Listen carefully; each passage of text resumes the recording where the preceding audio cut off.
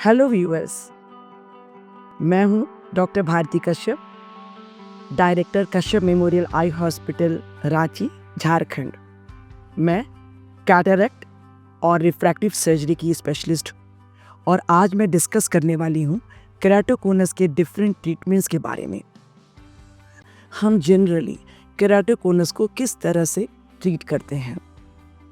देखिए, केराटोकोनस के बहुत सारे ट्रीटमेंट्स होते हैं।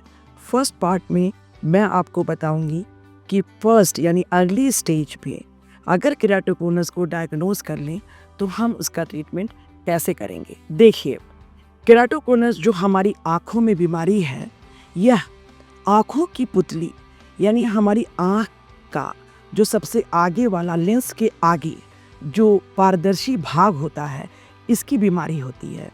केराटोकोनस की प्रॉब्लम में यह जो हमारी आँख की पुतली है, इसकी शेप खराब हो जाती है। ये गोल ना रहकर बल्ज करने लगती है, इसमें बल्जिंग हो जाती है और जिसे हम कॉनिकल शेप कहते हैं।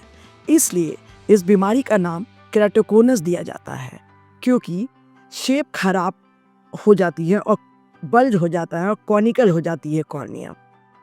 इससे लाइट जो आँख के अंदर जाती है वो फैलने लगती है और नज़र अच्छी नहीं बचती है। इस ट्रीटमेंट को करने के लिए हमें केराटोकोनस की जो डिफेक्टिव कॉर्निया है यानी जो पुतली है, इसकी स्ट्रेंथ को बढ़ाना है ताकि इसकी शेप खराब ना हो। तो सबसे अर्ली स्टेज में अगर हम केराटोकोनस को डायग्नोज कर लें, यानी कि जब शेप बहुत ज़्यादा खराब नहीं हुई है, बस थोड़ा सा डिफरेंस आया है, तो उस स्टेज में हम C3R प्रोसीजर करके नज़र को बचाए रखते हैं। C3R प्रोसीजर का फुल फॉर्म है कॉर्नियल कोलेजन क्रॉस लिंकिंग। तो यह एक प्रोसीजर होता है जिसके अंदर हम आँखों के ऊपर एक डाई डालते हैं जो एक केमिकल होता है, जिससे हम कॉर्निया को सोक करते हैं कॉर्निया के अंदर। उसके बाद यूवी रेडिएशन से यानी एक खास तरह की लेजर से हम आँखों की कॉर्निया की सिकाई करते हैं या उसको एक्सपोज करते हैं। इससे कॉर्निया के अंदर जो स्ट्रेंथ है यानी कि उसकी जो मजबूती है वह बढ़ जाती है और कॉर्निया की शेप फर्दर और ख़राब नहीं होती और हमारी नज़र आगे तक के लिए सिक्योर हो जाती है। इस प्रोसीजर को C3R कहते हैं। यह बिल्कुल बेसिक जो सबसे शुरुआती दौर का केराटोकोनस है, उसके लिए किया जाता है। इस प्रोसीजर की एक छोटी सी लिमिटेशन है, वह यह है कि अगर कॉर्निया की शेप खराब हो चुकी है और नज़र की क्वालिटी अच्छी नहीं है, तो C3R करने से नज़र की क्वालिटी वैसी की वैसी रहेगी, बेटर नहीं हो पाएगी। यानी कि C3R केवल कॉर्निया की मजबूती को बढ़ाता है, उसके शेप को अच्छा करना या नज़र की क्वालिटी को अच्छा करने का काम नहीं करता है। जब केराटोकोनस थोड़ा-सा एडवांस होने लगता है, यानी कि माइल्ड से मॉडरेट स्टेज में आने लगता है, तो उस स्टेज में नज़र की क्वालिटी काफ़ी ख़राब हो जाती है। यानी कि लेटर्स भी मरीज को साफ नहीं दिखाई देते, सिर्फ ऊपर के लेटर्स रीडिंग चार्ट में हम देख पाते हैं।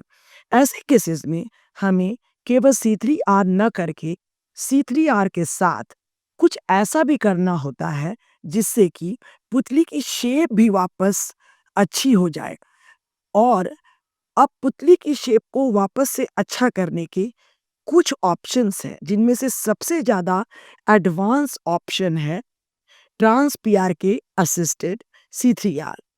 हमारे लेज़र प्लेटफॉर्म पर इसे कहते हैं स्मार्ट सर्फ असिस्टेड C3R। यानी कि हम आँख की पुतली को इस प्रोसीजर में कस्टमाइज्ड लेज़र द्वारा 7 डायमेंशनल ट्रैकिंग करते हुए पुतली की शेप को अच्छा कर दें, यानी कॉर्निया को बेटर शेप का कर दें।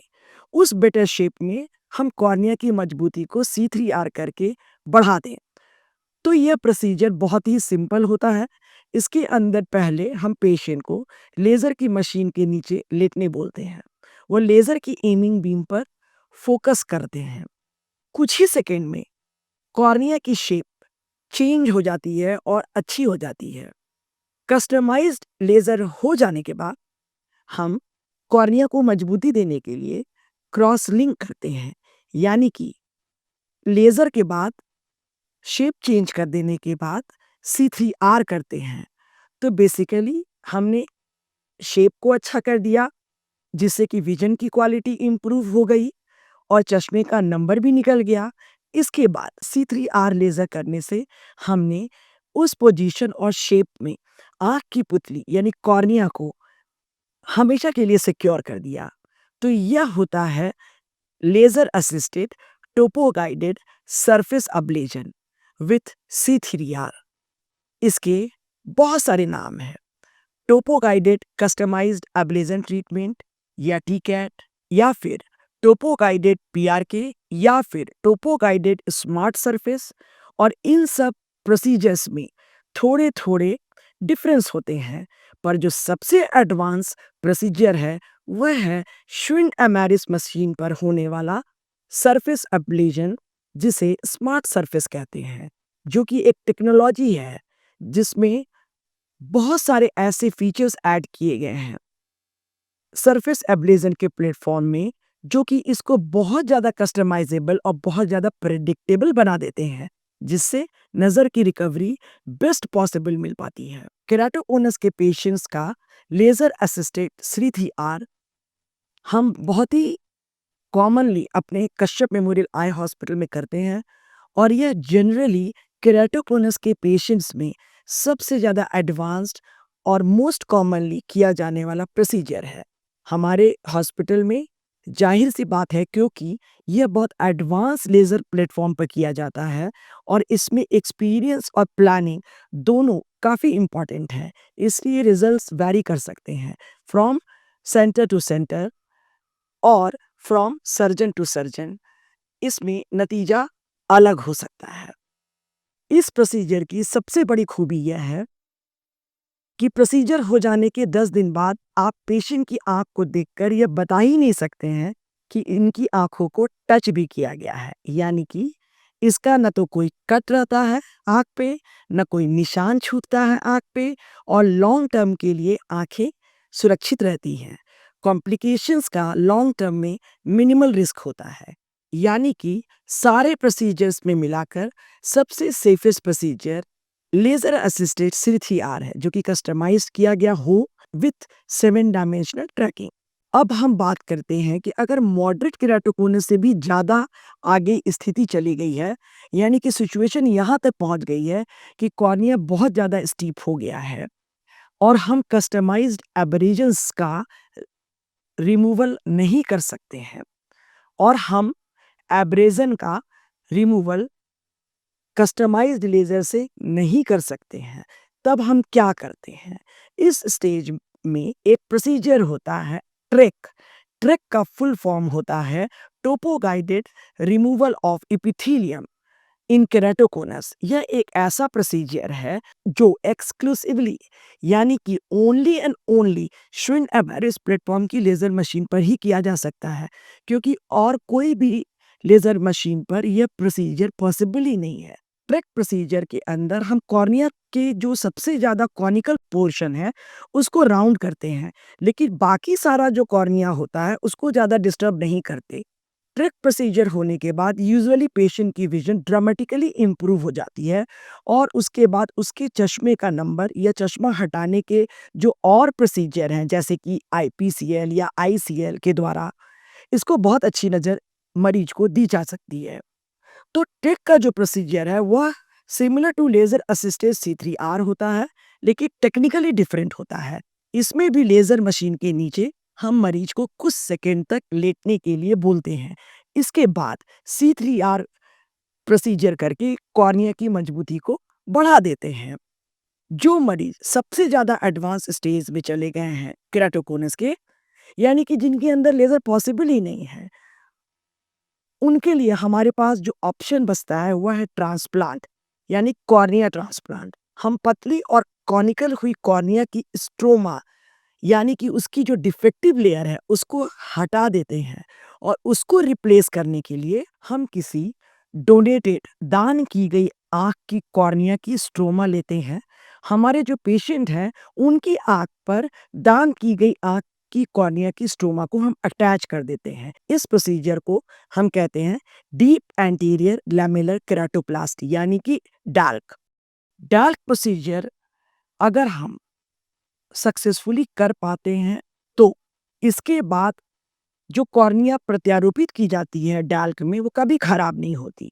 हीलिंग होने के बाद जो टाँके वगैरह लगते हैं, उनके निकल जाने के बाद कॉर्निया लाइफ टाइम के लिए सही रहती है, यानी कि वह हमेशा साफ और ट्रांसपेरेंट रहेगी और इसके थ्रू नज़र की क्वालिटी को भी हमेशा मेंटेन किया जा सकता है।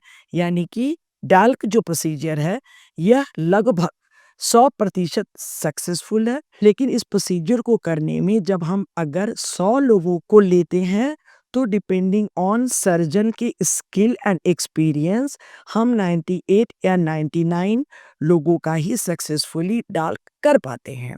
लेकिन पुराने तरह का जो कॉर्निया ट्रांसप्लांट होता है, नॉर्मल कॉर्निया ट्रांसप्लांट, उसमें सक्सेस रेट उतनी नहीं होती है।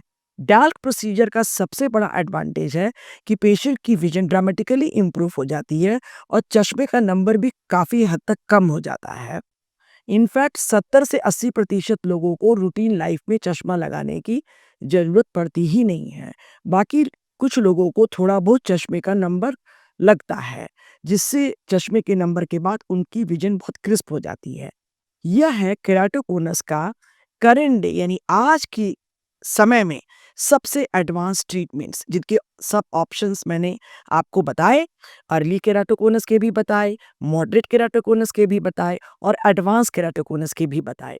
कश्यप मेमोरियल आई हॉस्पिटल में हम लोग इन सभी ट्रीटमेंट को अर्ली केराटोकोनस के, मॉडरेट केराटोकोनस के और एडवांस केराटोकोनस में जो कॉर्निया प्रत्यारोपण होता है, स्पेशल कॉर्निया प्रत्यारोपण जिसे डाल्क कहते हैं, उसके लिए एक बहुत बड़ी रिफ्रैक्टिव और कॉर्नियल सर्जन्स की टीम है और हमारे ट्रीटमेंट्स बहुत सक्सेसफुल होते हैं।